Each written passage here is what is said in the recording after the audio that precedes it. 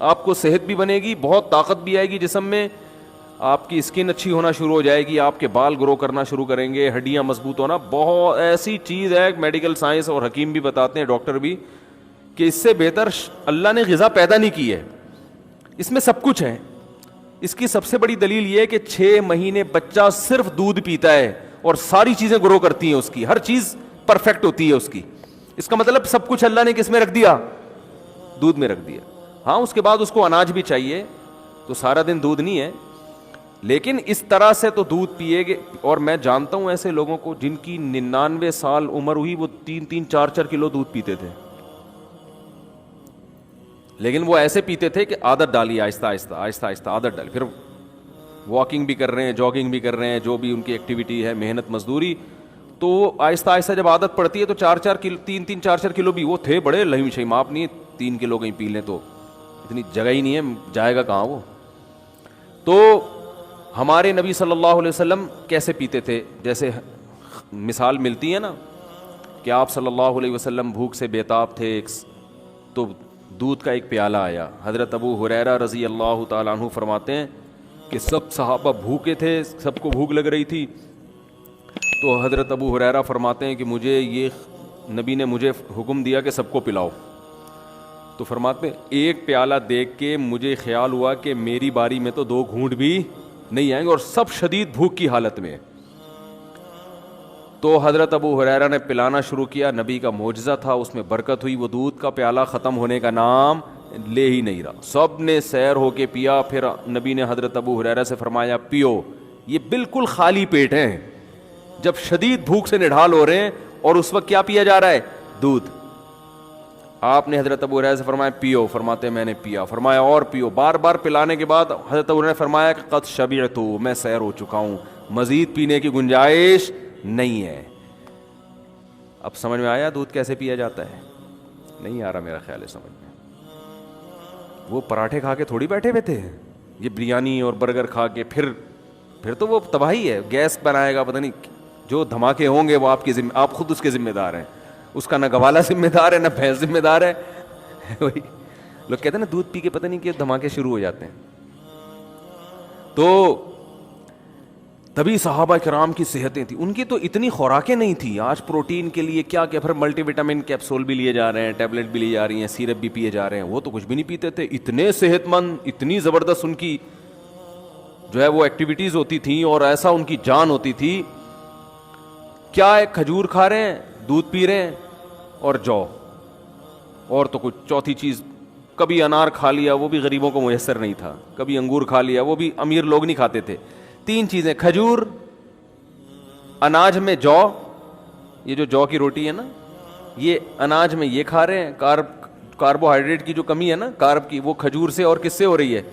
جو سے ہو رہی ہے. باقی سارے پروٹین ان کو کہاں سے مل رہے ہیں؟ دودھ سے مل رہے ہیں. اور تھوڑی بہت جو گندم میں اور کھجور میں رکھا ہوا ہے اللہ تعالیٰ نے, منرلز جو مل رہے ہیں ان کو وہ سارے کھجور سے مل رہے ہیں.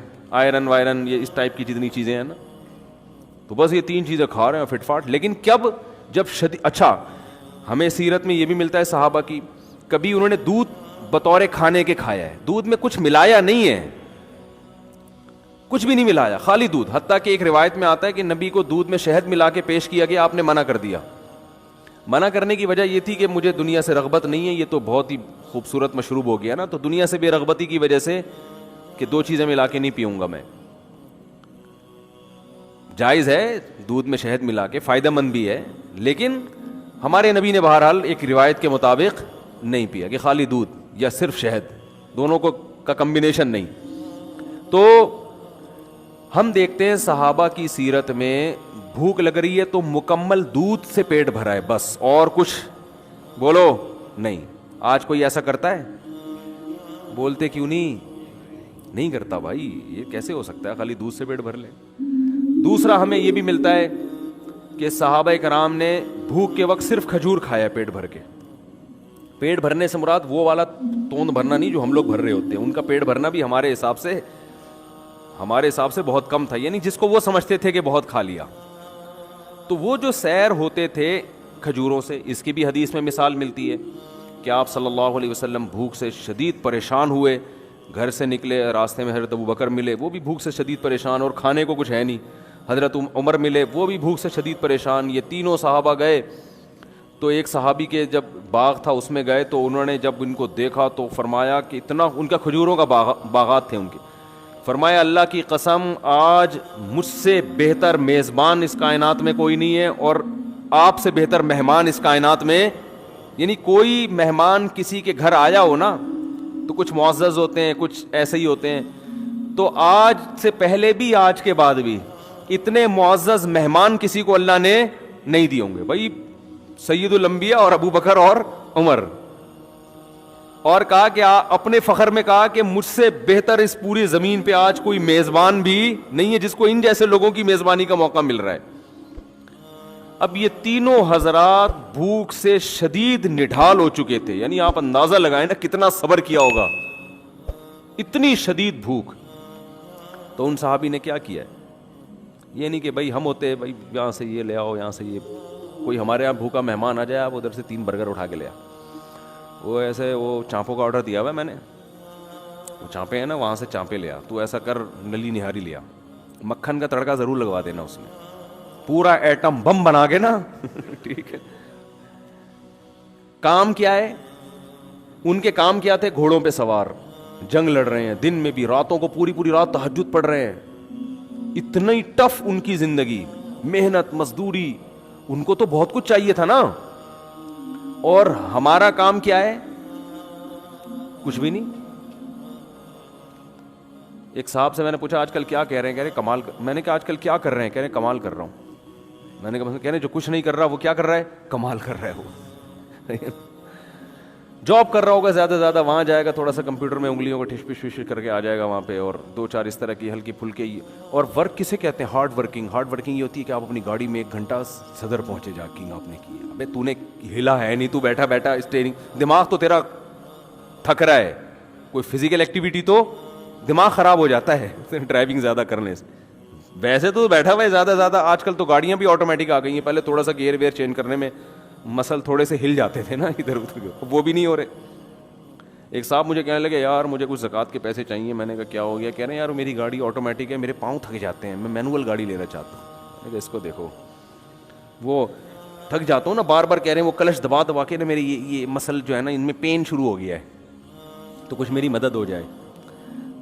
تو میں نے کیا کہوں گا اس کو, آپ خود سوچو. تو پین ہو رہا ہے نا کلچ دبا دبا کے, ٹھیک ہے آسائشیں اللہ نے دی ہیں, فائدہ اٹھانا چاہیے, لیکن یہ کوئی اتنی بڑی ٹینشن والے کام نہیں ہے کہ جس سے آپ کے لیے صبح شام چانپے کھاؤ, اب بریانیاں پھوڑو بیٹھ کے, اور یہ کرو اور وہ کرو, اتنے پراٹھے پھوڑو, یہ نہیں ہوتا.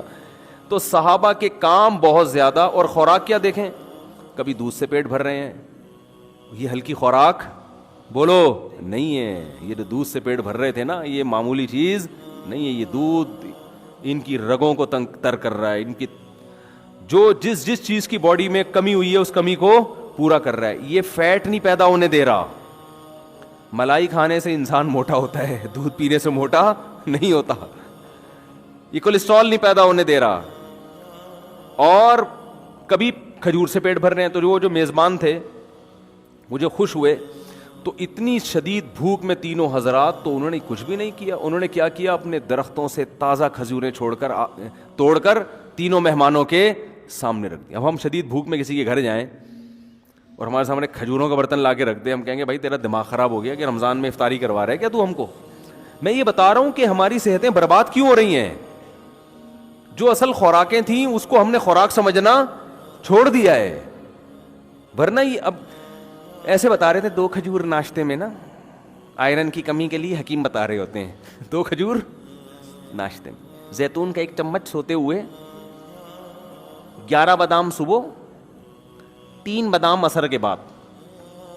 میں ایک گاؤں میں گیا, ہم دورہ سرف کرنے جاتے تھے نا چمن میں, تو وہاں ایک گاؤں تھا, پرانا واقعہ ہے. تو میں دیکھتا تھا کہ وہ لوگ, ان کے ہاں خشک میوہ بہت ہوتا ہے, تو وہ اخروٹ کی پلیٹ رکھی ہوتی تھی, بادام کی پلیٹ رکھی ہوتی تھی, پوری پلیٹ کھا جاتے تھے بیٹھے بیٹھے. اور یہ جو بادام ہوتے ہیں نا پوری پلیٹ کھا جاتے تھے. میں کہتا تھا ہمیں تو بتایا گیا 11 بادام چھیل کے, یہ کیا ہو رہا ہے. لیکن ان کی صحتیں کیسی ہوتی تھیں, زبردست. وجہ اس کی ہے کہ بھائی وہی کھا لی, بس یہی کھا لیا, آج بادام ہی کھا لیے بس بہت ہو گیا, اور پھر محنت بہت کرتے تھے. تو ہمارے یہاں وہ 11 بادام بھی کم وقت جو کھائے گا نا, 2 پراٹھے پھوڑنے کے بعد 11 بادام کھائے گا, وہ 11 پراٹھوں میں غائب ہو جائیں گے, ان کو پتہ ہی نہیں کہ یار ہم نے جانا کہاں ہے, سارے کھانچے تو بھر گئے ہیں, ہم کدھر جا کے فٹ ہوں. وہ سوچتے ہی رہتے ہیں اندر جا کے, یار وٹامن ای کی کمی کے لیے اس نے بادام کھایا ہے, تو یہ کھپے کہاں جا کے ہم, فٹ کہاں جا کے ہوں, ایڈجسٹ ہی نہیں ہو رہے ہوتے ہیں نا وہ جا کے. پھر اوپر سے آپ کہہ رہے ہیں ڈاکٹروں نے کہا دودھ بہت ضروری ہے. ڈاکٹر نے جو کہا ہے نا دودھ بہت ضروری ہے, وہ 2 پراٹھے پھوڑنے کے بعد نہیں کہا اس نے, سمجھ رہے ہو. تو نبی صلی اللہ علیہ وسلم کے سامنے انہوں نے کھجوروں کی اپنی تر کھجوریں لا کے آپ کے سامنے رکھ دی. آپ صلی اللہ علیہ وسلم, کتنی شدید بھوک تھی آپ کو, آپ نے, اور آپ تجربہ کر کے دیکھیں, شدید بھوک میں تازہ کھجوریں بڑا مزہ کرتی ہیں, اتنا مزہ آتا ہے نا, کیونکہ ایک دم انرجی آتی ہے اس میں, جو ہے وہ نشاستہ بھی ہے نا کھجور میں, تو ایک دم طاقت آتی ہے باڈی کے اندر. تو صحابہ کرام نے وہ کھجوریں, تینوں حضرات نے وہ کھجوریں کھائی ہیں. پھر انہوں نے اپنے کنویں کا ٹھنڈا پانی پیش کیا. حکیم ڈاکٹر کہتے ہیں نا کھانے کے بعد پانی نہ پیو, تو وہ اس لیے کہتے ہیں کہ کھانا اتنا کھا چکے ہوتے ہیں کہ پانی بھی جگہ تلاش کر رہا ہوتا ہے, اس کو بھی نہیں ملتی. لیکن نبی کی سیرت سے ملتا ہے کہ جب آپ نے پیٹ بھرنا اس زمانے کے لحاظ سے, جو 1/3 پیٹ جس کو کہتے تھے, تو اس کے بعد آپ نے پانی بھی پیا ہے, کیونکہ پانی کا مزہ ہی کھانے کے بعد آتا ہے, یہ بھی نیچرل ہے. یہ جو لوگ کہتے ہیں نا کھانے کے بعد پانی پینا خلاف سنت ہے, ایسی کوئی بات نہیں ہے. کھانے کے بعد پانی پینا نیچرل ہے, انسان کی فطرت ہے, اس کا دل چاہتا ہے پانی پینے کا, اور مزہ ہی اس وقت آتا ہے. اور قرآن و سنت سے بھی ثابت ہے. ایک تو یہ حدیث سے آپ نے کھایا, کھجوریں کھائیں اور سیر ہو کے پھر پانی پیا آپ نے, اور پھر آپ نے فرمایا اللہ کی حمد و ثنا کی, اور پھر آپ نے فرمایا لَتُسْأَلُنَّ يَوْمَئِذٍ عَنِ النَّعِيمِ, تم سے ان نعمتوں کے بارے میں قیامت میں سوال ہوگا. ہم بریانیاں پھوڑ رہے ہیں, برگر کھا رہے ہیں, چانپیں کھا رہے ہیں, اور کلیجی کھا رہے ہیں, اور جناب آج کوفتے کھا رہے ہیں, اور ہم سمجھتے ہیں ہم سے سوال نہیں ہوگا. اور صرف اتنی شدید بھوک میں چند کھجوریں کھائی ہیں, آپ نے فرمایا یہ اللہ نے ہمیں جو نعمتیں دی ہیں اس کے بارے میں ہم سے سوال. تو نعمت کی قدر بھی جب ہوتی ہے, جب شدید بھوک کے بعد آدمی چند نوالے کھاتا ہے نا, پھر پتہ چلتا ہے یہ رزق کتنی بڑی نعمت ہے. آج ہم بھوک لگنے ہی نہیں دیتے, لگنے سے پہلے ہی پھوڑ دیتے ہیں بیٹھ کے, تو نعمت کا نعمت ہونے کا بھی احساس نہیں ہوتا.